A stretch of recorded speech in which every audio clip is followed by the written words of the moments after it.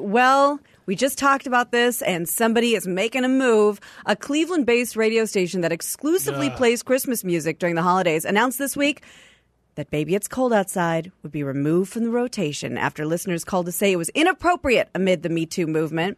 I did predict this, but I wasn't like, why is the song still on the air? I was shocked that it hadn't been removed. Someone hadn't brought this up. Well, this is interesting because I've had this debate when I used to work, at different stations. We used to talk about this all the time, and someone brought this point up, and I always kind of forget, and it's in here, and I like it. So a lot of people obviously say it displays key signs of rape culture and has no business on the radio anymore. However, others have countered to say it ought to be considered from a historical standpoint. After all, it was written in the 40s, a time when it would have been a scandal for an unmarried woman to spend the night at a man's house. So a gender studies professor at USC actually says the song itself is an effort to furnish female sexuality with a set of excuses, as opposed to a coercive song because of an unmarried woman staying over at a man's house would have been scandalous in those days. So it's a weird... It's a weird courting ritual as opposed to super rapey in this person's opinion. But looking at it through today's prism, people can misunderstand. Exactly. The radio station told a local TV station that a poll on the website showed a clear majority of listeners voted to remove the song. Ultimately, they argued the lyrics take on a new meaning in 2018. What a bunch of fucking lifeless fucksticks who would vote on that fucking thing. You guys should all fucking go full kamikaze, but just in oncoming traffic. Number one. No socking. Number two, who gives a fuck? And number three, who gives a shit?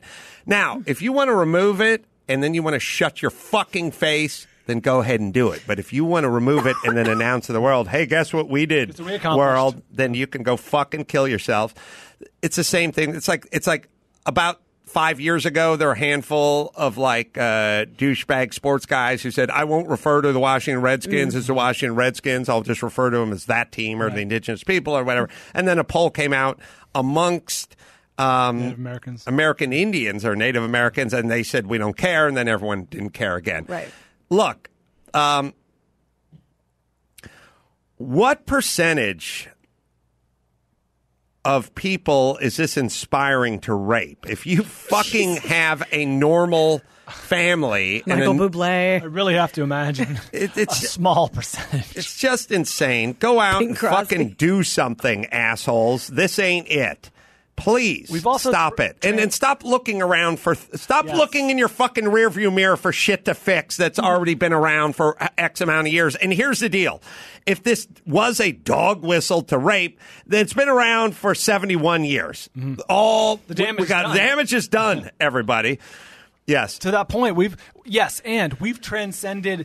taken outrage so far that now we are to the point where things that make us think of things we don't like, we're getting upset at. Like this song makes us think of, it's not about obviously rape or whatever, but it makes us think of rape, and that's upsetting to us. I saw a story, someone tweeted us, Gina, I don't know if you saw it or not, but there was someone in Ohio, I'm 99% sure, who petitioned and successfully petitioned to have a license plate that license plate randomly have the letters, 7, ABC, blah, blah, whatever.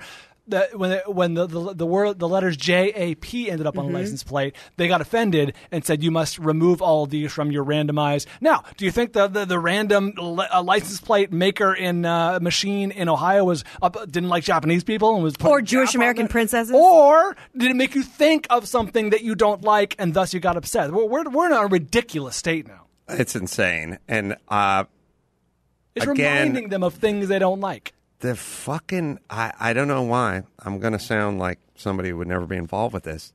The dudes who are involved with this, it's insane to me. It's insane when there's 50-year-old dudes who get involved with this kind of shit. I pray you're trying to get a blowjob from a fucking dumb chick.